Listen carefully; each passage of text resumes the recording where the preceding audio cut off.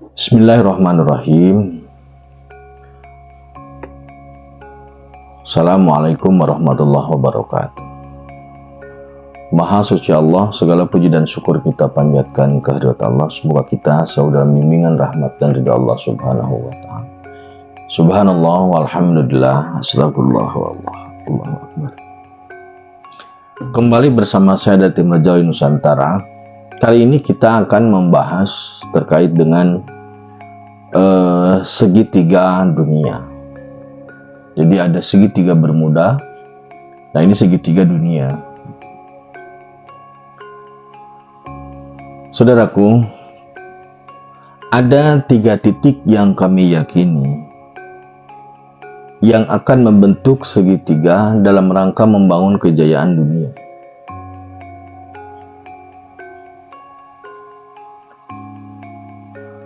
Tiga titik ini, yang 2 sedang tidak baik-baik saja. Yang 1 sedang anget-angetnya. Mana 3 titik ini? 3 titik ini adalah yang pertama, Nusantara. Titiknya dalam hal ini Jawa. Titiknya lagi dalam hal ini adalah udah Jawa sajalah. Titik kedua itu Haramain atau Mekah. Mekah include Madinah. Titik yang ketiga itu adalah Baitul Maqdis atau Masjidil Aqsa atau Palestina. Nah, beberapa informasi yang sering kita dengar bahwa ketika konflik Palestina-Israel berhenti atau damai atau ada perdamaian di sana, hidupnya dalam kedamaian di Palestina itu, maka kiamat akan terjadi. Dalam perspektif kami itu betul, tetapi kiamatnya bukan kehancuran tapi kebangkitan. Maka menurut informasi yang kami dapat, dengan damainya Palestina, maka nanti akan terbentuk satu kekuatan segitiga untuk urusan akidah atau untuk urusan keimaman, untuk urusan agama lah, lebih mudahnya kita sebut aja untuk urusan agama. Jadi nanti seorang imam atau seorang al-mahdi itu akan mengkondisikan atau akan mengendalikan 3 tempat suci. 1 Mekah atau Mekah dan Madinah lah, Haramain. Kemudian yang kedua Baitul Maqdis, itu tempat suci. Ditambah dengan tempat yang memang tempat di mana sang imam itu berada. Karena kami meyakini sang imam munculnya dari Jawa. Nah, saat ini situasi di 3 titik itu. Titik pertama Nusantara, situasinya sedang hangat dan mengarah ke tidak baik-baik saja. Karena kontestasi yang akan dilaksanakan pada Februari 2024 mengindikasikan banyak langkah atau manuver yang tidak sehat, sehingga rawan terhadap gugatan atau saling menggugat, rawan terhadap konflik horizontal. Namun tetap kita berharap tidak ada efek buruk terhadap bangsa ini. Nah, jadi situasi Nusantara sedang hangat. Kalau dalam bahasa ini mah entah api dalam sekam lah, entah intinya sedang menuju ke titik yang semoga baik-baik saja, udah gitu saja. Nah, yang kedua, titik di Mekah, di Arab Saudi, yaitu di Mekah. Di kita untuk Arab Saudinya Mekah, di Haramain itu atau di tanah haram itu, Mekah dan Madinah itu. ini pun memang sedang kurang baik-baik saja, walaupun secara ekonomi mapan, secara keamanan mapan, tetapi di dalamnya sedang terjadi pergesekan karena adanya pergeseran satu pemahaman. Jadi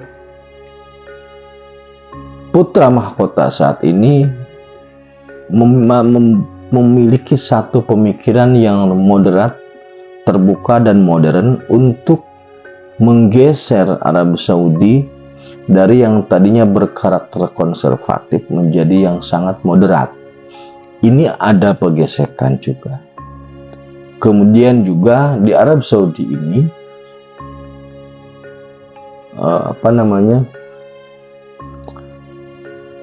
terkait dengan dinastinya juga dipertanyakan. Maksudnya dipertanyakan itu berikutnya apakah putra mahkota yang sekarang atau bukan, karena kami sempat mendengar putra mahkota sebelumnya itu bukan yang sekarang. Nah, titik yang ketiga yaitu Baitul Maqdis, jelas secara fisik sedang ada perjuangan untuk membebaskan lahan. Di video saya sebelumnya sudah sampaikan bahwa kesalahan terbesar Yahudi adalah menganggap Palestina sebagai tanah yang dijanjikan. Tapi ya memang harus ke sana sih ya. Tanah yang dijanjikan itu ya aslinya ya Jawa sebenarnya. Aslinya Jawa. Nah, ketika nanti Palestina sudah mendapatkan kedamaian, maka segitiga keimaman atau keagamaan ini akan berdiri tegak secara solid. Baitullah, Baitul Maqdis, dan Nusantara. Jadi seorang imam berdiri tegak di Nusantara untuk mengendalikan atau untuk membimbing dunia dengan memimpin atau dengan mengendalikan tanah suci itu. Nah, jika saudaraku menganggap atau berpikir bahwa ini sangat absurd ya, atau sangat aneh, sederhananya begini, Rasulullah itu Isra dari Mekah ke Madinah, ke Palestina atau ke Baitul Maqdis, ke Aqsa. Isra dari Baitullah ke Baitul Maqdis. Artinya apa? Secara spiritual, dua tempat itu memang luar biasa. Maksudnya dua tempat yang istimewa secara physically. Nah, kemudian ke depan, karena kami meyakini bahwa sang imam itu muncul dari tanah Jawa, dia posisinya di sini, maka dua tempat tadi yaitu Baitullah dan Baitul Maqdis akan ada dalam satu genggaman sang imam. Genggaman di sini, pengendalian di sini, bukan berarti pemerintahannya atau ininya, cuman maksudnya gini, seperti misalnya Arab Saudi sudah punya pemerintahan sendiri, namun Baitullahnya kan tetap milik Gusti. Maksudnya status Baitullah itu statusnya status keagamaan, walaupun ada di dalam lingkungan atau di dalam kekuasaan Arab Saudi. Maka menurut kami ke depan kebijakan yang terkait Mekah Madinah itu harus melibatkan sang imam, atau bahkan kekuasaannya lebih tinggi daripada itu, karena walau bagaimanapun Mekah itu sebagai satu sentral untuk urusan keagamaan atau urusan agama Islam, karena kita kiblat ke sana, haji juga ke sana, dan dari sanalah di sanalah Islam diturunkan, dan dari sanalah Rasulullah menyebarkan Islam ke seluruh dunia. Adapun Baitul Maqdis itu saya pikir tidak perlu dibahas ya, karena sudah banyak pahamlah sejarah Palestina. Baitul Maqdis sebagai kiblat yang pertama dan sebagai pijakan Mi'raj Rasulullah untuk ke langit.